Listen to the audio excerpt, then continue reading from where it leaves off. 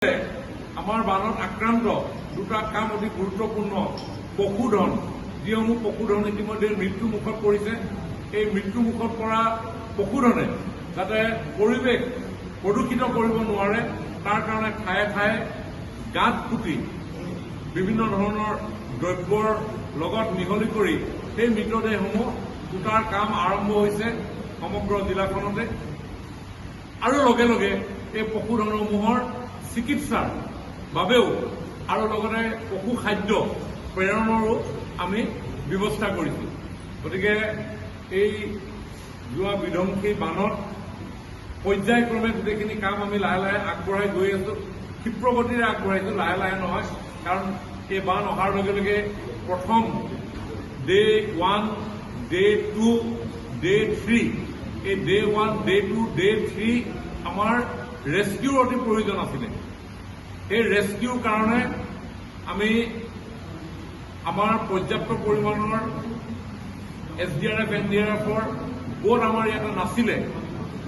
ইয়াত বোটৰ অভাৱৰ কথা যেতিয়া আমি গম পালোঁ যে বহু ঠাইলৈ বোটৰ ৰিকুৱাৰমেণ্ট আছে, তেতিয়া মুখ্যমন্ত্ৰী ডাঙৰীয়াৰ লগত যোগাযোগ কৰিলোঁ। মুখ্যমন্ত্ৰী ডাঙৰীয়াই বিভিন্ন প্ৰান্তৰ পৰা ৰাজ্যখনৰ বিভিন্ন জিলাৰ পৰা প্ৰায় 100তকৈও অধিক SDRF, NDRF বোট ইয়ালৈ প্ৰেৰণ কৰি আমি ডে 1, ডে 2, ডে 3 আমি ৰেস্কিউ অপাৰেশ্যন আমি কৰিবৰ কাৰণে সক্ষম হ'লোঁ। আৰু তাৰ লগে লগে আৰু এটা কথা আপোনালোকক জনাওঁ যে SDRF, NDRF বোটসমূহ সকলো ঠাইতে চলিব পৰা অৱস্থাত নাছিল। দ পানী একো প্ৰব্লেম নাছিলে, কিন্তু অকণমান বাম হ'লে তাতে লাগি ধৰিছিলে। আৰু সেইকাৰণে যিসমূহ কাণ্ট্ৰি বোট, যিবিলাক আমি কাঠৰ যিবিলাক নাও, এই নাওবিলাকৰ প্ৰয়োজন অনুভৱ কৰিছিলোঁ। মাননীয় মুখ্যমন্ত্ৰী ডাঙৰীয়াই তেতিয়া শিৱসাগৰ পৰিভ্ৰমণ কৰিছিলে, বিষয়টো অৱগত কৰিছিলোঁ। আৰু তাৰ লগে লগে মাননীয় মুখ্যমন্ত্ৰী ডাঙৰীয়াই লখিমপুৰ, ধেমাজি, মাজুলী জিলাৰ পৰা প্ৰায় 60খন তেনেকুৱা কাঠৰ নাও আমালৈ প্ৰেৰণ কৰাৰ ফলত আমি এই ডে 1, ডে 2, ডে 3, ডে 4ত আমি আমাৰ ৰেস্কিউ অপাৰেশ্যন আমি খুব তড়িৎ গতিৰে আগবঢ়াই লৈ যাবলৈ সক্ষম হ'লোঁ। ডে 3 আৰু ডে 4ৰ পৰা বন্যাক্ৰান্ত ৰাইজক যাতে তেওঁলোকে খাদ্যৰ অভাৱত সমস্যাৰ সন্মুখীন হ'ব লগা নহয় তাৰ প্ৰতি লক্ষ্য ৰাখি সমান্তৰালভাৱে আমি ৰিলিফ ডিষ্ট্ৰিবিউশ্যনৰ কামো আমি আগবঢ়াই লৈ গৈছোঁ। আৰু ডে 5ত আমি 2খন জিলাৰ অলমষ্ট 100% ঠাইলৈকে ৰেভিনিউ ভিলেজখনলৈ বা আপোনাৰ ৱাৰ্ডটোলৈ আমি আমাৰ ৰেচনসমূহ পঠিয়াব পৰাকৈ আমি সক্ষম হ'লোঁ। আলিৰ কাষত যিসকল লোকে আশ্ৰয় লৈ আছিলে সেইসকল লোকক বিভিন্ন প্ৰান্তৰ পৰা অহা সহৃদয় ৰাইজে তেওঁলোকৰ হাতত কিছু খাদ্যবস্তু দি থৈ গৈছে। এইটো খুব ভাল কথা আমাৰ কাৰণে। কিন্তু ভিতৰুৱা বহু অঞ্চল আছিলে, যিবিলাক অঞ্চললৈ গাড়ীও যাব পৰা অৱস্থাত নাছিলে, নাও যাব পৰা অৱস্থাত নাছিলে। সেই জেগাবিলাকলৈও আমি বিভিন্ন ধৰণে কেৰি কৰি ডে 5ৰ পৰা আমি খাদ্যবস্তুসমূহ প্ৰেৰণ কৰিবৰ কাৰণে সক্ষম হৈছিলোঁ।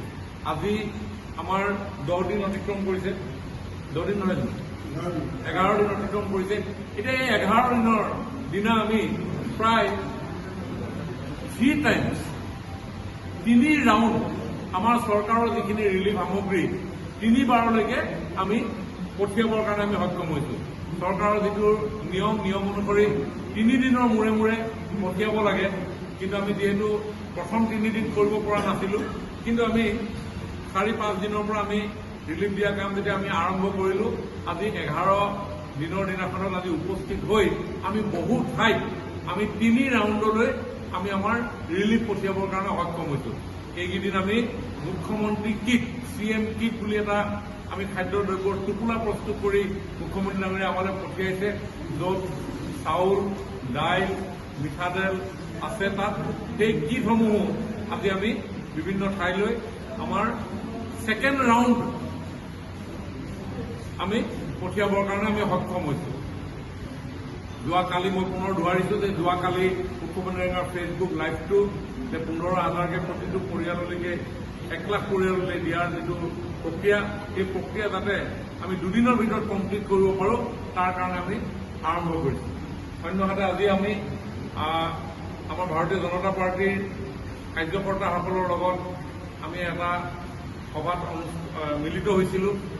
আমাৰ দলে সিদ্ধান্ত গ্ৰহণ কৰিছিলে যে এই বানত বিপৰ্যস্ত লোকসকলৰ ওচৰত অকণমান সহানুভূতিৰ হাত আগবঢ়াবৰ কাৰণে আমিও প্ৰস্তুতি হৈছোঁ আৰু এই জিলাত যিহেতু দায়িত্ব দিছে অভিভাৱক মন্ত্ৰী হিচাপে, গতিকে দলৰ সকলো বিষয়ববীয়াসকলৰ লগত আলোচনা কৰি আমি আমাৰ দলৰ পৰা যিসমূহ সামগ্ৰী পঠিয়াব, আমাৰ সমষ্টিটোলৈ শিৱসাগৰলৈ প্ৰথম পৰ্যায়ত 30,000খন mekhela chador, 30,000 sporting T shirt আৰু 8,000 আঁঠুৱা অহা কাইলৈ ৰাতিপুৱা পাবহি। এইসমূহ যাতে চিভিয়াৰলি ডেমেজ যিসমূহ গাঁও আছে, এই গাঁওসমূহৰ পৰিয়ালৰ হাতত আমি অৰ্পণ কৰিব পাৰোঁ, তাৰ কাৰণে আজি এই আলোচনা আমি কৰিলোঁ। মোটামুটি এইখিনিয়ে আপোনালোকৰ আগত আমি অৱগত কৰিলোঁ।